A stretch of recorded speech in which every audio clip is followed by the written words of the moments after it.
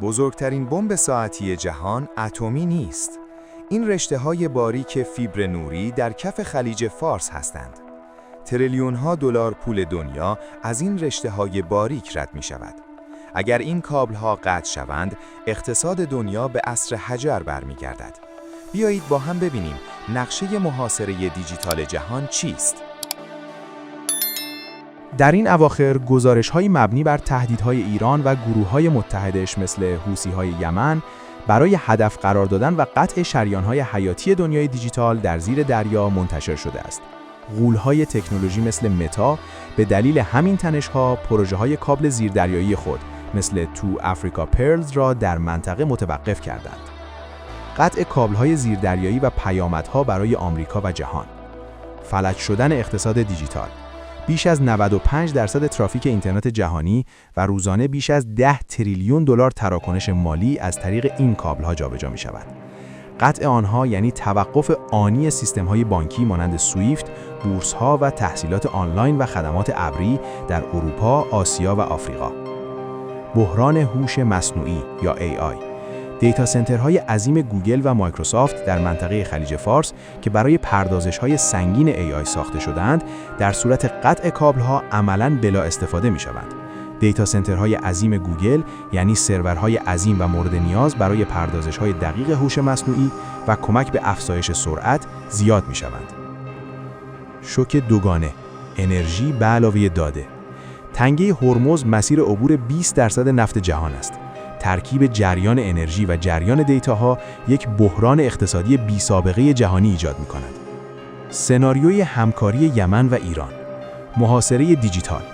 اگر ایران تنگه هرمز و یمن حوثی‌ها تنگه باب‌المندب را کنترل و کابل‌های زیردریایی را قطع کنند، جهان به یک منطقه ممنوعه دیجیتال تبدیل می‌شود. توقف تعمیرات.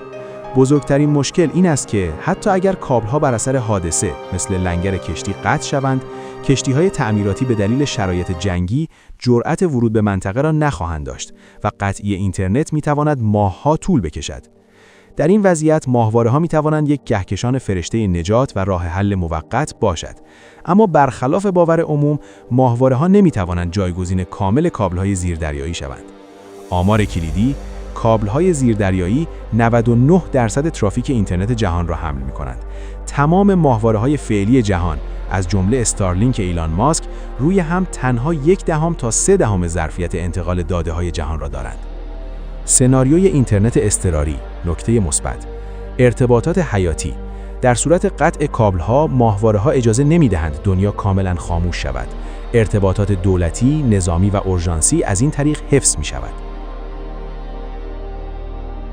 راه سوم، پروژه واترورد و آفریقای جنوبی.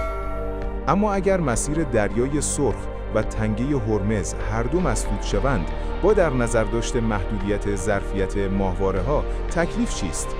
اینجاست که به راه سوم میرسیم، مسیری که قاره آفریقا رو دور میزند. در نقشه‌ای که میبینید، پروژه‌هایی مثل واترورد و کابل عظیم تو افریقا دقیقاً برای همین روزهای بحرانی طراحی شده‌اند. اینها اتوبان‌های پشتیبان جهان هستند که داده‌ها را از اعماق اقیانوس اطلس به جنوب آفریقا و سپس به اقیانوس هند می‌برند. اما این راه سوم نیز برای ترافیک جهانی جوابگو نیست و ضعف‌های بسیار بزرگی دارد. 1. فاجعه‌ای به نام تأخیر یا لیتنسی. در دنیای شبکه فاصله یعنی زمان. مسیر دریای سرخ کوتاه‌ترین راه بین آسیا و اروپا است. وقتی داده‌ها مجبور شوند کل قاره آفریقا را دور بزنند، پینگ اینترنت بین 30 تا 60 میلی ثانیه افزایش می‌یابد. شاید برای باز کردن یک وبسایت ساده مهم نباشد، اما برای بازار ارز جهانی، تجارت جهانی و هزار مورد دیگر این یعنی یک فاجعه و عقبگرد بزرگ. وقتی از تأخیر یا لیتنسی حرف میزنیم، فقط بحث دیرباز شدن یک ویدیو در یوتیوب نیست. ما درباره نبض اقتصاد جهان حرف میزنیم. دور زدن قاره آفریقا از مسیر جنوب، پینگ را بین 60 تا 100 میلی ثانیه افزایش میدهد. شاید در نگاه اول ناچیز باشد، اما این صدم ثانیه ها بسا بلایی سر اقتصاد جهانی میآورند. 2. گلوگاه ظرفیت یا bandwidth congestion. پروژه‌هایی مثل واترورت هر چقدر هم پیشرفته باشند، برای حمل تمام ترافیک جهان طراحی نشده‌اند. اگر شریان اصلی دریای سرخ قطع شود، هجوم ترافیک کل دنیا به سمت کابل‌های جنوب آفریقا مثل این است که بخواهید آب یک رودخانه بزرگ را وارد یک لوله باریک کنید. نتیجه، افت شدید سرعت و قطعی‌های پراکنده در سراسر جهان. خلاصه اینکه راه سوم وجود دارد تا ارتباط جهان قطع نشود، اما این اینترنتی نخواهد بود که ما به آن عادت کرده ایم. این یک اینترنت کند، گران و با تأخیر زیاد است که فقط برای زنده ماندن دنیای دیجیتال در زمان جنگ کاربرد دارد.